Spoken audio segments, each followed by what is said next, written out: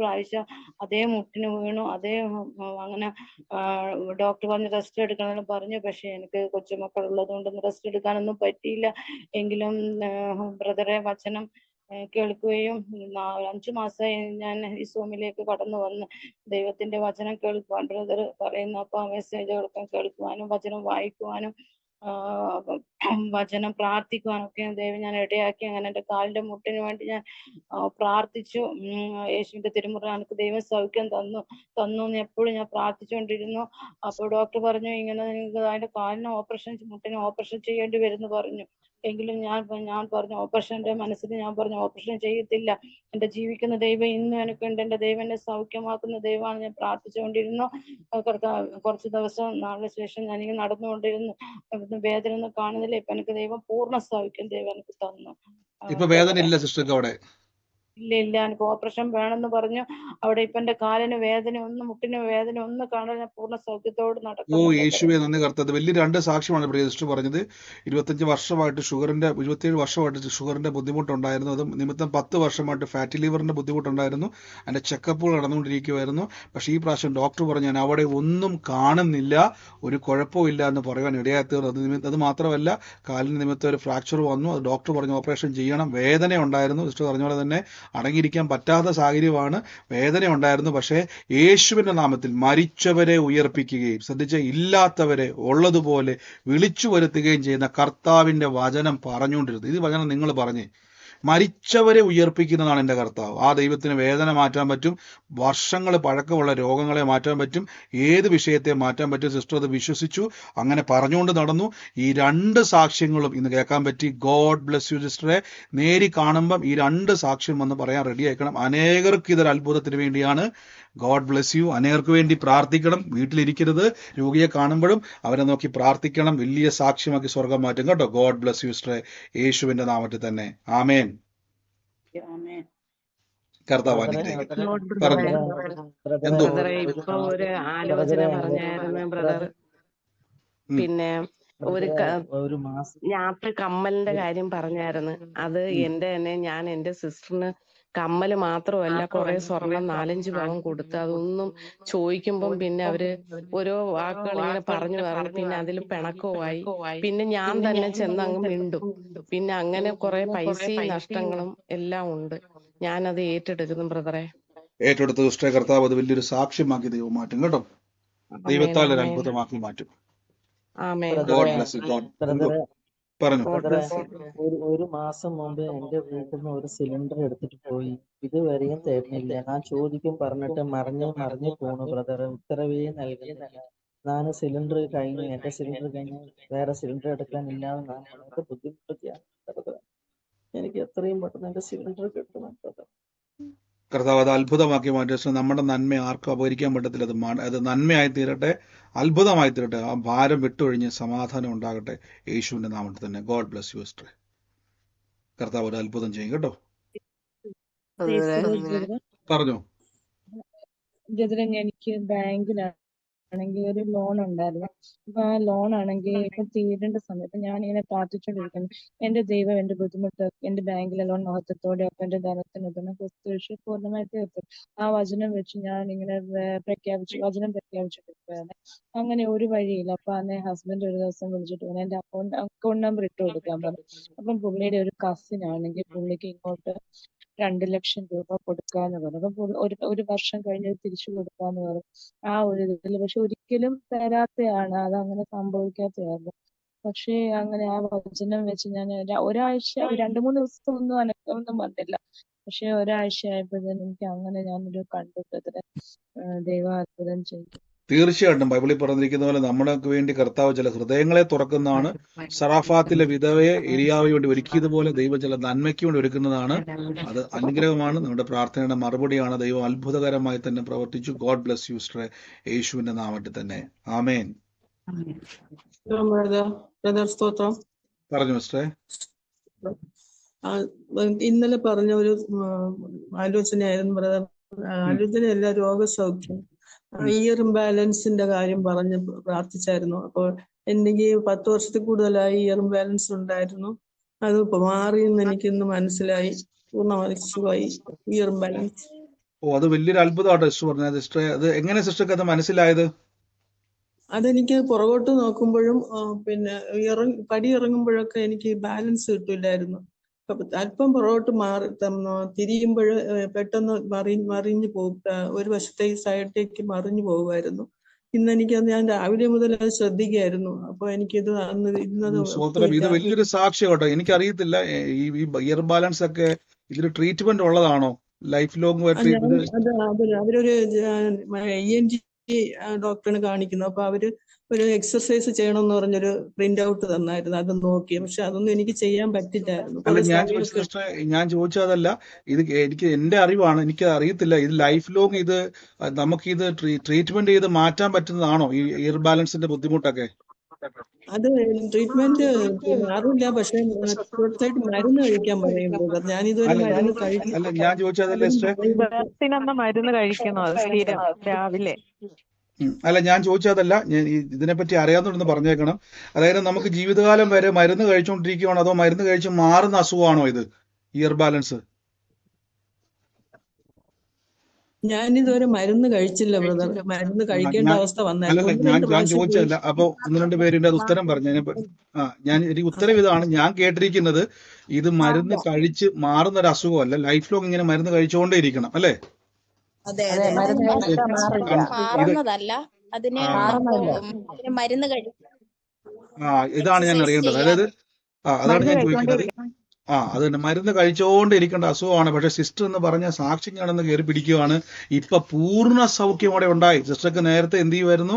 Year ബാലൻസിന്റെ 10 വർഷമായിട്ട് ഞാൻ കേട്ടിരിക്കുന്ന അറിവ് വെച്ചാൽ ചോദിച്ചോട്ടെ, കൺഫേം ചെയ്യാൻ വേണ്ടിയാണ് ഞാൻ കേട്ടിരിക്കുന്നത്. ലൈഫ് ലോങ് ഇങ്ങനെ മരുന്ന് കഴിക്കുകയോ അതിനെ ബന്ധപ്പെട്ട് അത് ഇനി ഒരിക്കലും മാറത്തില്ല, ഇങ്ങനെ തന്നെ നിൽക്കുമെന്നാണ് ഞാൻ കേട്ടിരിക്കുന്നത്.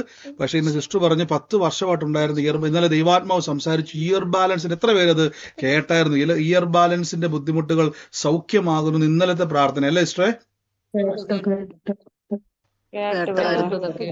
ആ സഹോദരി അത് ഏറ്റെടുത്തു.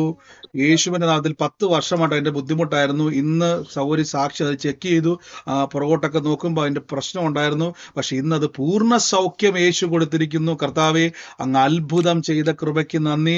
ഞാൻ എപ്പോഴും പറയത്തില്ല, ഏത് രോഗമായിക്കോട്ടെ, ഇനി ചികിത്സയില്ലെന്നും ഇനി അതിൻ്റെ അകത്ത് ജീവിതകാലം മുഴുവൻ നമ്മൾ അഡ്ജസ്റ്റ് ചെയ്യണമെന്ന് പറയുന്നതായിക്കോട്ടെ, മരിച്ചവരെ ഉയർപ്പിക്കുകയും ഇല്ലാത്തതിനെ ഉള്ളതുപോലെ വിളിക്കുന്ന കർത്താവ് നിങ്ങൾക്ക് വേണ്ടി ക്രൂശിൽ വില കൊടുത്തത് കൊണ്ട് അത്ഭുതം നടക്കും. ഗോഡ് ബ്ലെസ് യു സിസ്റ്ററെ.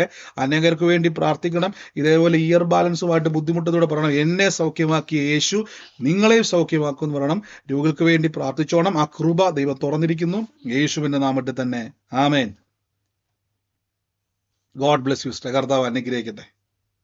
ഈ സിസ്റ്റർ ഈ സാക്ഷ്യം പറഞ്ഞ സിസ്റ്ററെ, കഴിവെങ്കിൽ നമ്മുടെ കേരളത്തിൽ എവിടുന്ന സിസ്റ്റർ വിളിച്ച് പറഞ്ഞത് സാക്ഷ്യം? കേരളത്തിൽ നിന്ന് എവിടെയാ പോയ ആള്? സിസ്റ്റർ ഇപ്പൊ പറഞ്ഞ സാക്ഷ്യം പറഞ്ഞ ആൾ എവിടെയാ? ഓക്കെ, കേട്ടില്ല, പോയെന്ന് തോന്നുന്നു. അടുത്ത ആള് പറഞ്ഞു. ബ്രദറെ, എന്തോ ഒരാലോചന പറഞ്ഞല്ലോ ബ്രദറെ. ഒരു അലമാരിയില് ഒരു ബാഗിനകത്ത് 2 പാസ്പോർട്ട് ഇരിക്കുന്നത് ഞാനത് ഏറ്റെടുക്കുന്നു ബ്രദറെ. എന്റെ അലമാരിക്കകത്ത് അങ്ങനെ 2 പാസ്പോർട്ട് ഒരു ബാഗിനകത്ത് ഉണ്ടായിരുന്നു. ഏറ്റെടുത്ത സിസ്റ്ററെ, കർത്താവ് ഒരു സാക്ഷ്യമാക്കി മാറ്റും കേട്ടോ. ആമേൻ, ആമേൻ. God bless you, God bless you. ആമേൻ. സാക്ഷ്യം പറയാനുണ്ടോ ബ്രദറെ? പറഞ്ഞു. ഞാൻ കുറച്ച് കൊല്ലത്ത് വന്നപ്പോഴും ബ്രദറിനെ കൊണ്ടൊന്ന് സംസാരിച്ചായിരുന്നു. ഒരു ഡിജിറ്റൽ സർവേ വന്ന വിഷയം. അതിനകത്ത് ഞങ്ങളുടെ കുറെ വസ്തുക്കൾ കുറവ് വന്നു. അത് എത്ര ആണെന്നും ഇപ്പൊ നമുക്ക് കറക്റ്റ് അറിയത്തില്ല. എങ്കിലും നമ്മുടെ എതിരെ നിന്ന് എന്റെ ഭർത്താവിന്റെ ജ്യേഷ്ഠൻ തന്നെ, അവര് ഭയങ്കര കഴിവോടുകൂടിയും അവർക്ക് ഇത്തിരി സ്വാധീനമുള്ളവരായെങ്കിലും ഞങ്ങൾക്ക് ആരും സ്വാധീനമില്ല, കർത്താവല്ലാതെ ആരുമില്ല. അങ്ങനെ ഈ വിഷയം വെച്ച് പ്രാർത്ഥിച്ചുകൊണ്ടിരുന്നു. ഇന്നലെ അപ്പൊ എന്റെ ഭർത്താവ് എറണാകുളത്തുനിന്ന് വന്നു. 2 സെന്റേ തന്നോളൂ. അത് ഞങ്ങൾക്ക് അളന്നിട്ട് ഞങ്ങള് മാറ്റി. അന്നേരം അവരുടെ മോൻ വിളിച്ചു പറഞ്ഞ് അങ്ങനൊന്നും ചെയ്യണ്ട, കൊടുക്കണ്ടെന്ന് പറഞ്ഞു. പക്ഷെ എന്നാൽ ഈ എതിർപ്പുകളെയൊന്നും വകവെക്കാതെ കർത്താവ് 2 മഹാത്ഭുതമായിട്ട് ശത്രുവിന്റെ കയ്യിൽ നിന്ന് അത് പിടിച്ചു പറിച്ച് കർത്താവ് എനിക്ക് തന്നു ബ്രദറെ. അത് കിട്ടിയത് കൊണ്ടല്ല. ദൈവം എന്നെ നാണം കെട്ട വിഷയങ്ങൾ ഒരുപാട് എനിക്ക് കഴിഞ്ഞ കാലത്തുണ്ട്. അതിന്റെ മധ്യത്തിൽ മാനമാക്കിയതിന് ഒരു നന്ദി കർത്താവിനും എന്റെ ബ്രദറിനും പ്രാർത്ഥിച്ചതിനും നന്ദി പറയും. സ്തോത്രം. തീർച്ചയായിട്ടും സിസ്റ്ററെ, കർത്താവ് നമുക്ക് വേണ്ടി അത്ഭുതം ചെയ്ത ദൈവമാണ്. ലജ്ജിച്ചു പോകാൻ ഇന്ന് എവിടെയൊക്കെയാണ് നമ്മൾ ലജ്ജിച്ചിട്ട് അവിടെയൊക്കെ കർത്താവ് മാനിക്കും. ഇതൊരു തുടക്കം മാത്രമാണ്. കർത്താവ് ഇനിയും സാക്ഷികൾ നടക്കും. ഗോഡ് ബ്ലെസ് യു സിസ്റ്ററെ. യേശുവിന്റെ നാമത്തിൽ തന്നെ. ആമേൻ, ആമേൻ, ആമേൻ, ആമേൻ. സ്തോത്രം. ഗോഡ് ബ്ലെസ് യു സിസ്റ്ററെ. മറ്റാരെങ്കിലും ഉണ്ടോ? മറ്റാരെങ്കിലും സാക്ഷ്യം പറയാനുണ്ടോ? Brother praise the Lord. പറഞ്ഞു സിസ്റ്ററെ. ബ്രദർ, ഒരാഴ്ചയായിട്ട് എനിക്ക് ലെഫ്റ്റ് ബ്രസ്റ്റ് പെയിൻ ആയിരുന്നു. ഭയങ്കര പെയിൻ എന്ന് പറഞ്ഞാല് ഭയങ്കര പെയിൻ. ഞാൻ ചെക്ക് ചെയ്ത് നോക്കിയിട്ട് അങ്ങനെ ലംസ് അങ്ങനെയൊന്നും കാണുന്നില്ല. പക്ഷെ പെയിൻ കാരണം എനിക്ക് കിടക്കാനും വയ്യ, അങ്ങനത്തെ ഒരു അവസ്ഥയിലായിരുന്നു. അപ്പം ഇന്ന് ബ്രദർ പറഞ്ഞില്ലേ, വേദനയുള്ളവരൊക്കെ വേദനയുള്ള ഭാഗത്ത് കൈവച്ച് പ്രാർത്ഥിക്കാൻ പറഞ്ഞു. അങ്ങനെ ഞാന് യേശുക്രിസ്തുവിന്റെ തിരുരക്തത്താലും തിരുമുറിവിനാലും പ്രാർത്ഥിച്ചു. ഇപ്പൊ എനിക്ക് ഒരു വേദനയും ഇല്ല. ഞാനിപ്പോ സൗഖ്യമായിട്ട് ഇരിക്കുന്നു. പൂർണ്ണ സൗഖ്യം, വേദന അവിടെ ഇല്ല. ഇല്ല. ഓ സ്വോത്രം. കർത്താവ് അങ്ങ് വിടുവിച്ചത്. പ്രിയസ് പറഞ്ഞ പോലെ തന്നെ ബ്രസ്റ്റിന് ഒരാഴ്ചയായിട്ട് വേദനയായിരുന്നു. കിടക്കാൻ പോലും പറ്റാത്ത രീതിയിൽ വേദനയായിരുന്നു. പക്ഷെ ഈ അവസാനം ഒരുമിച്ച് പ്രാർത്ഥിക്കുന്ന സമയത്ത് കൈയെടുത്ത് വെച്ചു. ആ പ്രാർത്ഥനയിൽ പൂർണ്ണ സൗഖ്യം യേശു കൊടുത്തു. കർത്താവ് അങ്ങ് തൊട്ടതിന് നന്ദി, സൗഖ്യമാക്കിയതിന് നന്ദി, അത്ഭുതം ചെയ്തതിന് നന്ദി. യേശുവിന്റെ നാമത്തിൽ തന്നെ. ഗോഡ് ബ്ലെസ് യു സിസ്റ്ററെ. കർത്താവ് സഹായിച്ചതിന് നന്ദി. ആമേൻ. ബ്രദർ ഒരു ആലോചന പറഞ്ഞിരുന്നല്ലോ, 93 മാർച്ചിൽ ജനിച്ച മകളെന്ന്. പക്ഷെ എന്റേത് മകനാണ്. സെയിം പ്രശ്നത്തിൽ കൂടി കടന്നു പോകുന്നു. ഇപ്പൊ 32 വയസ്സായി. വിവാഹമൊന്നും നടക്കുന്നില്ല. കുറെ ട്രേഡിംഗ് ഒക്കെ നടത്തി കുറെ പിന്നെ മണി ലോസായി. അങ്ങനെ വളരെയധികം വിഷമത്തിലിരിക്കുകയാണ്. അപ്പൊ ആ ആലോചന ഞാന് മകനായിട്ട് ഏറ്റെടുത്തിരിക്കുന്നു.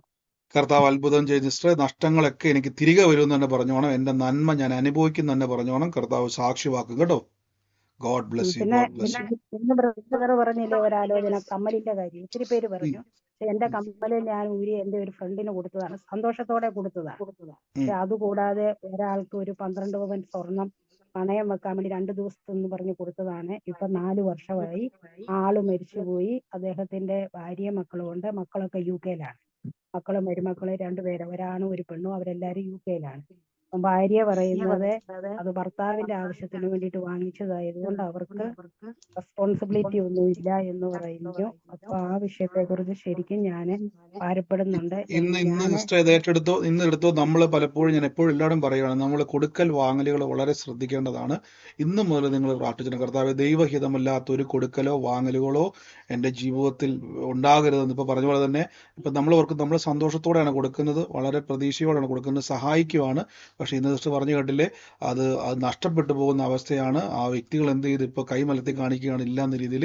അപ്പൊ നമ്മളെപ്പോഴും ഓർത്തോണം, നമ്മുടെ ദൈവഹിതമല്ലാത്ത ഒന്നും കർത്താവെ കൊടുക്കുക. നമ്മൾ കൊടുക്കാൻ ആഗ്രഹിക്കുന്നവരാണ്, സഹായിക്കണം, സഹായിക്കരുതെന്നല്ല ഞാൻ പറഞ്ഞേക്കുന്നത്. പക്ഷെ പ്രാർത്ഥിക്കണം. നമ്മൾ കൊടുക്കുന്ന നന്മ ഒരു നഷ്ടം വരരുത്. പക്ഷെ ഇന്ന് സിസ്റ്ററെ ആലോചന ഏറ്റെടുത്തോണം, അത് മടങ്ങി വരാൻ വേണ്ടി. ഇപ്പോൾ അവരിനി എത്ര നോ പറഞ്ഞാലും അത് തിരിച്ചു തരുവാൻ തക്കോണം ദൈവം ഇടപെടും.